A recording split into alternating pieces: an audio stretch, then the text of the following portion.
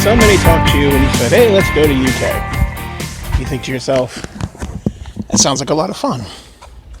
Problem is, most of us have never actually driven in the UK, and we don't really understand what's involved. I had the same problem, and before I left on my 3-week vacation, did a lot of research trying to figure out what are the road rules when you're over here. Like, how do you drive on the wrong side of the road? How do you account for being on the wrong side of the car? There's a lot of thoughts that weren't answered, and I had found it on my own as I just went through them. First thing you're going to discover is that when you're in the UK, everybody has a manual. Very, very few people have a stick shift. And you'll see, let's open the car here. I rented it from Enterprise. And it'll seem weird to drive on the other side of the car at first, but all the fears you kind of build up inside yourself aren't really that justified. It took less than 10 minutes, and you just kind of get used to it. What's hardest to get used to is the fact that you'll be driving. When you get in the van and you start driving the road, you'll tend to want to drive more towards the left side of the road because that's where you're used to. So give it a little bit, and like after the first day, you'll have to just keep pushing yourself to the right until eventually you get used to driving on the right side of the road in your lane. The other thing you want to do while you're in England is get a very good GPS. Rent one from them. I actually got mine included with my package. It's a lifesaver because there are so many road names and road rules you have no idea. Just the little things around here. There's cameras and speed zones. They drop up, they drop down, they go left and right. I go to a roundabout, there's 4 X's. I couldn't read that sign fast to figure out which is which. But the GPS will make it simple. Take the second exit, take the first exit, take the third exit. Makes life so much simpler. The other thing you're going to notice is that when you get here, you'll see triangles on the road. Now, in America, a triangle, the tip is the direction you go. But in the UK, it's actually reversed. The triangle is pointing at you instead, and the base, the flat part of the pyramid, if you will, is the direction you're heading. It'll look weird, but you just have to get used to that because I thought it was the wrong way for a couple times. Almost drove down there and then I was like, okay, I get it. The other way. Which again, the GPS will tell you if you've actually gone down the wrong side of the road, which hopefully I haven't done more than once. Other than that, I'll make a short video of just kind of going through roundabouts, dealing with just normal day traffic and things, buses, lots of buses. More buses than I live in Orlando, and there's more buses here than I've ever seen in my life. So, just things like that, and I hope you enjoy. If it helps you, it helps you. And the first thing I'm going to let you know is we're on a motor right now, so if you look forward, you can see this is general British motorway.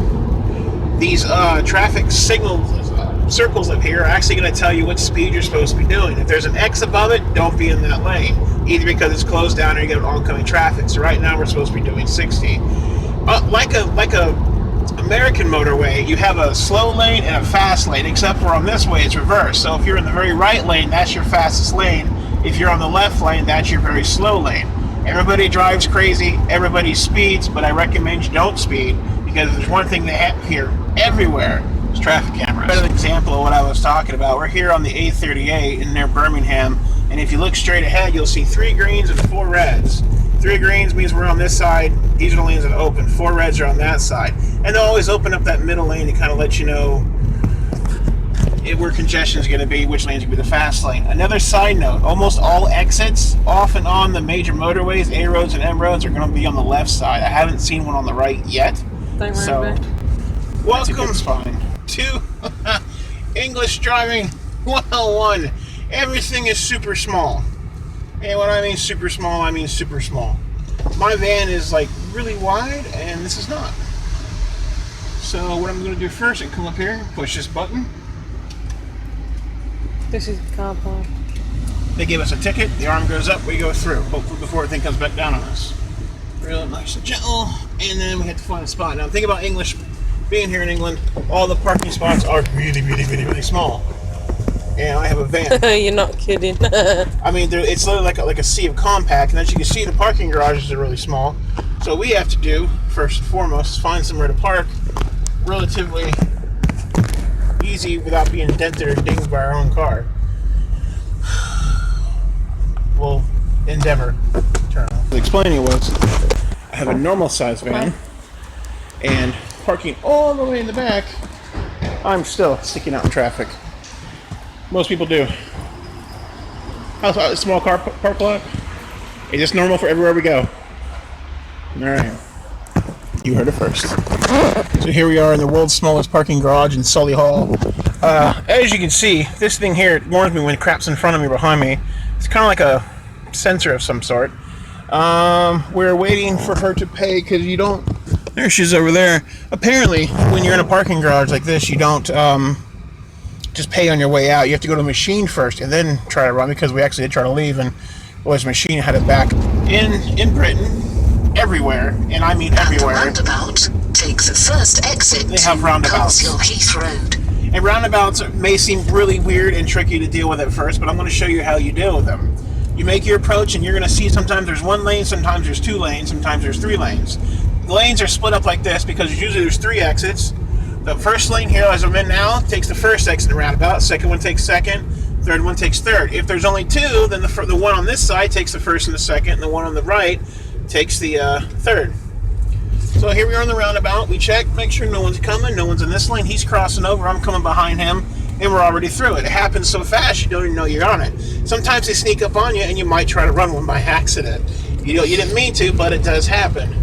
The biggest part is just to make sure you're aware of the roundabout and that you have to stop first to make sure no traffic's all coming, just like any of the roundabout, and that we actually go clockwise. In about half a mile, I'm going to do it again, and I'll show you. This will be a second exit. But again, when you enter the roundabout, just slow down, look to your right. You don't actually have to stop unless there's a green light or a red light there. And then just enter. Make sure you count your lanes. First lane does first and second, middle does third, unless there's three, and then each of you take yours. Normally there's only three exits, sometimes there's four. The fourth one, usually the one you came back on. And if for any reason you miss your exit, just circle around and do it again. Helpful thing, if you rent a car here in the UK, is to buy a GPS. It tells you which exit to take, what the roads are called, because every road out here has 1,000 freaking names I can barely pronounce, and it makes it easy. So here we are, we're going to take the second exit, approaching, shift down about second gear right now. I'm looking, nobody's coming, so I enter the roundabout and just start counting. There's the first one, coming around. Here's the second one. I put my blinker on, no one's around me. Boom, I enter it. They know it. It's a pretty efficient system once you kind of get used to it. But it'll feel weird the first few times you actually do try it. Bus lanes are on the left, and these get these lights up here, which are actually the green light, red light things. Onto Chelmsley Road. Traffic light. When you turn right, it's going to feel awkward, but you got to remember to overshoot. Don't try to go here like you do in America, or you're going to kill somebody. You'll be in the wrong lane. So we always go a little bit wide, come out here. Left lane. And we're in the left lane. Double-decker bus. We're currently following it through the Birmingham, UK countryside. Now you'll notice it puts on his left blinker. That's actually not because he's turning, but because he's stopping. Now, when he finishes stopping, he'll turn on his right blinker to let you know he's moving. As long as the left blinker's on, he's sitting still, letting people off. It's a great way to let you know when they're moving or not, so that way you can tell if you want to pass them by or not. There goes his right blinker, which means now he's going to start moving again. So if you go to overtake the bus and his left blinker's on, you're good. If you go to overtake the bus and his right blinker's on, don't do it. He's going to start moving again. And this is a helpful tip. Okay, just 3-minute walk right, 11 Huh? Jay wants me to video on this. the left toward A4540. Yep. Alright, this way. Yeah. Oh, see those little signs and crap? They're all different. Now, In a quarter of a mile, turn left onto Cambridge Street, then enter the roundabout. What is that ahead of us? Is that James Bond's house?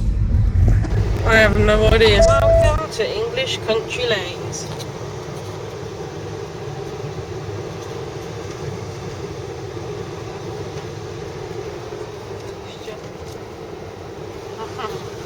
Reduce speed now. We got a bend coming up. We're down to. Very sharp bend coming up. Now you're telling me. Let's see. And then this one. We're going down again. Oh, there's a lorry coming.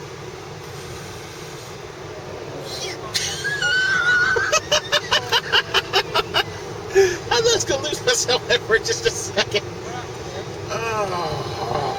The lorry coming past and Jay's like, yeek! Because I'm on the inside corner. There's only one lane. He's kind of like, oh, okay, we're good. I like to have those little Here we go. Here we go.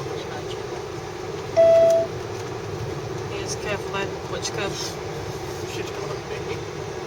Look, 50. We're doing 50. on the little road, I'll put it up here, they can pretty In much 1 see us mile, driving. turn left onto A448. 22 cars down here around this corner.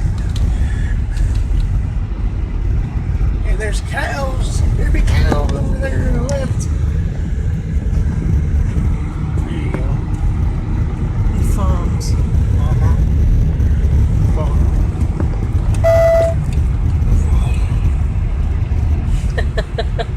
Well, look, it's like a little roller coaster. Like,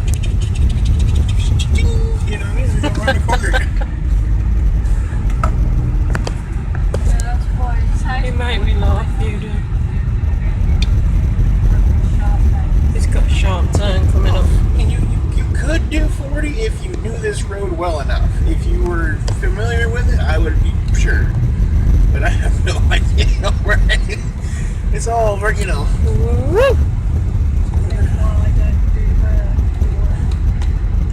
It's beautiful little towns and stuff up here.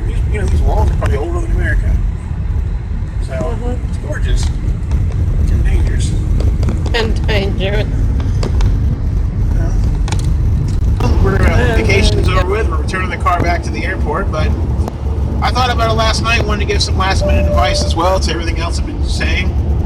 One of the things you thought you should know about is actually paying for gas and putting gas in the car. You'll find that most of the rentals you're going to pick up are going to be diesel, so make sure you do put diesel in there, not unleaded like you used to. And unlike America, where you actually prepay your gas and then pump, over here they expect you to pump your gas first and then pay. And it won't stop automatically. You just got to make sure you're good with the handle, and you're probably going to go a few cents over, so make sure you got some of them big 2-pence coins on you when you do it.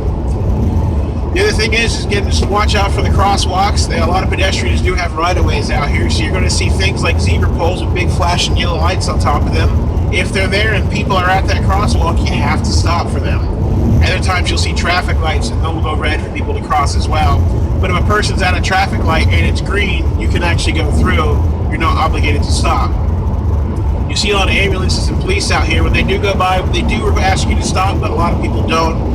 It is still nice to stop and let them go by for emergency vehicles. Rather than that, I think that's pretty much all I can think of. You'll kind of figure it out as you go along. Just follow what the locals do, and you should be all right. Hope you have a good vacation, too.